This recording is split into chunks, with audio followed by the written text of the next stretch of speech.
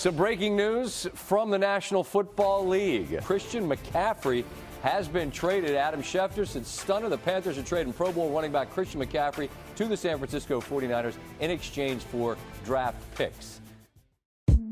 Less than 2 weeks ago, Christian McCaffrey headlined the NFL's trade deadline after being swapped to the San Francisco 49ers in exchange for a load of Carolina's picks.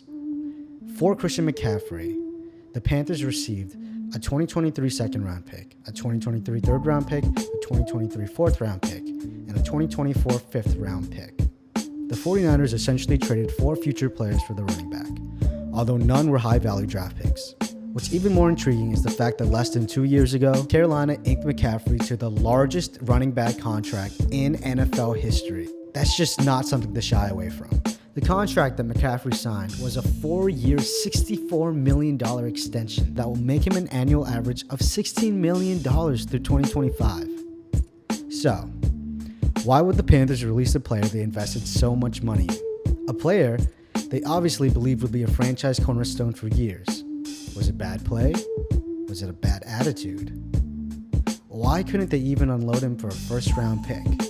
In recent years, there's been a common philosophy running through general managers' offices in the NFL. The simple fact of the matter is, don't pay running backs.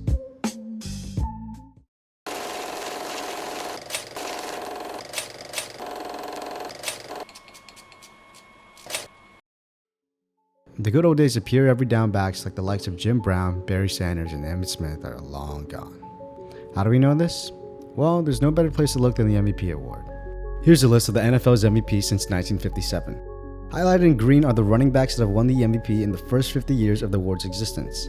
17 names. Not bad. That's an average of 1 MVP running back per 3 years. Now, let's look at how running backs have fared in the remaining 14 years. Ooh, just one? Adrian Peterson. At this rate, by the time the NFL's 100th MVP award rolls around, there will only be 2 additional running backs added to this list. Yikes. Okay, those are just awards. Let's get a little bit more into the numbers. Look at this chart. This is a visualization of the average total carries of the 15 most utilized running backs in the NFL since 2005. You can see that the average has significantly dropped each year. There's a few spikes here and there, but on a whole, the average is in decline. And in case you wanted to know, these are the years running backs won the league's MVP. Year by year, it seems as if teams are using their running backs way less than they used to be. To be honest, it'd be hard to imagine the league average eclipse over 300 carries in a season again. It'll probably be a surprise to see the average even go above 250 carries. Here's another chart. I know, I'm sorry. I just love charts. This is the last one, I promise. This is a visualization of the number of running backs in the NFL that eclipsed 1,000 rushing yards since 2005. You can see that the trends hold pretty similarly to the last chart. Again, there are a few spikes, but on the grander scale, those seasons look to be nothing more than a few outliers. Last season, only 7 backs hit the milestone, tied for the lowest in 18 years. Like it or not, the numbers display more than ever that the value of the position is taking a deadly hit. Time for a quick quiz. In front of you are the Super Bowl winning teams of the past 8 years. How many of these teams paid their starting running back over 5% of their team total salary cap space? For reference, 5% of an NFL team's salary cap in 2022 is $10 million. You have 10 seconds on the clock. Ready? Go. Which team could it be? Was it in that run of Patriot championships? That Peyton Manning Super Bowl? Man, how old was I?